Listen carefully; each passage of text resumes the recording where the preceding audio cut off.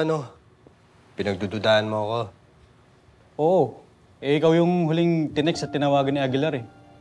Hindi mo maalis sa akin na pagdudahan ka. Tapos sinabutan ko pa kayo ditong dalawa.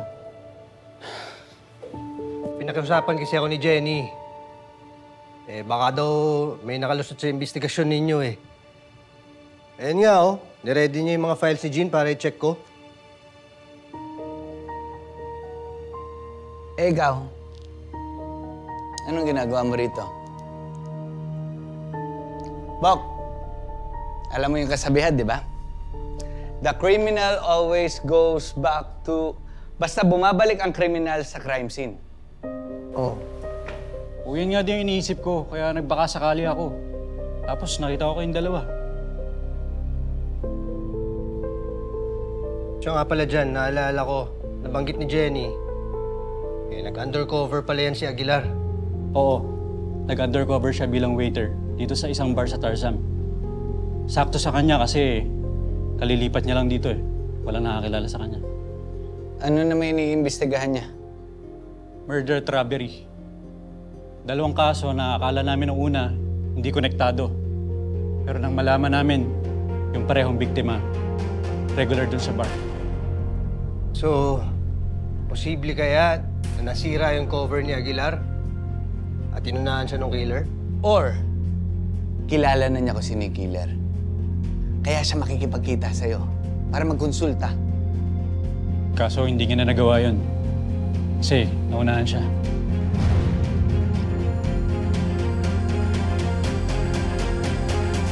Hindi. Pasensya ka na ulit sa nangyari ha. Gusto ko lang naman talagang malaman kung sinong pumatay kay Aguilar eh. Ako rin. Kaya magtulungan tayo para kay Jenny. Tandot sa magiging anak nila. Sa may kailangan kayo, tawagan niyo lang ako. Sige. Una na ako. Salamat.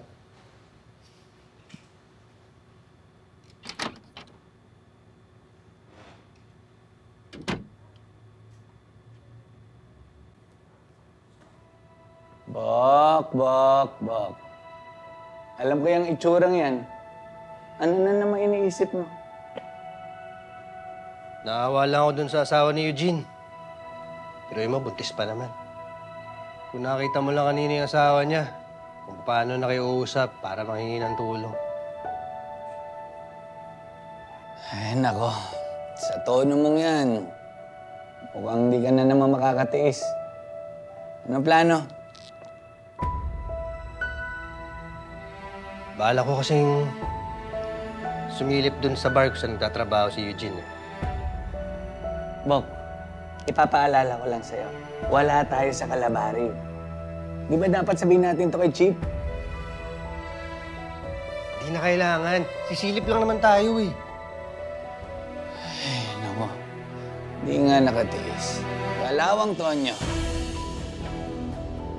Oh, tuloy mo na yung paghanap doon para yung sakaling makakita ka pa. Okay.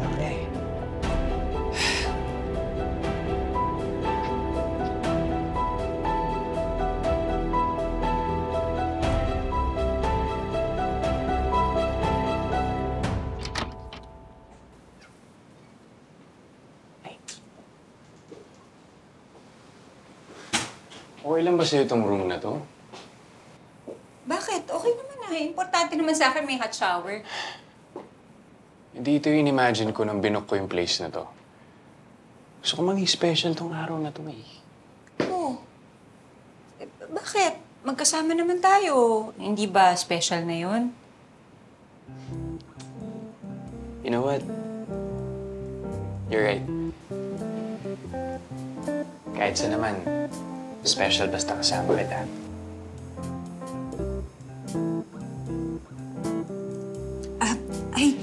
Sorry, Jared Kasi, mabaho na ako eh. Maliligo muna ako, okay lang? Ang dami kasi nating pinagdaanan din kanina, di ba? Ikaw, gusto mo, mauna ka na. Di ba tayo sabay na lang? Pwede naman tayo sabay na lang. Ha?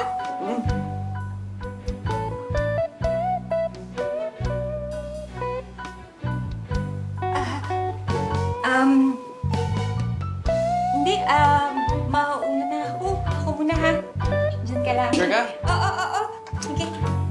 na rin ako eh. Ay, hindi. Mamaya na lang. Pagkatapos ko.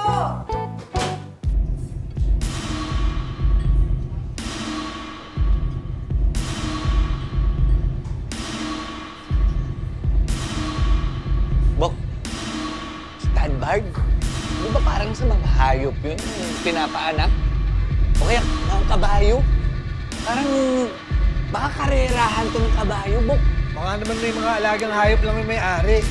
Eh, tingnan mo. Parang ordinaryong bar lang naman to eh. Let's give it up for Axel Inferno and Romeo Taguro.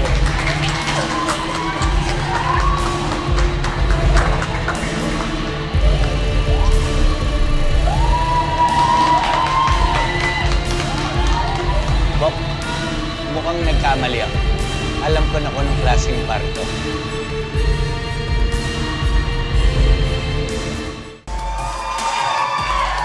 Galebo ka. Sige.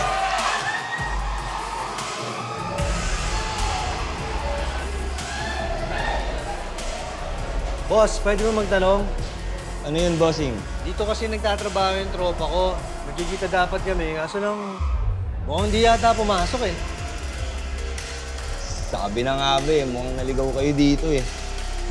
Naligaw? Ano naligaw? Bihira lang kasi yung customer naming lalaki. Unless, hanggang pa. Hindi. Hinahanap ko lang talaga yung tropa ko. Bakit, bossing? Ano bang pangalan ng tropa mo? Si Eugene. Si Jean? Oh, Wala na yun. Nagkasagutan sila kagabi ni Miss Ann eh. nagkasagutan. Teka, sino naman yung Miss Ann? Manager dito. Kaya malamang nasisante na yung tropa mo.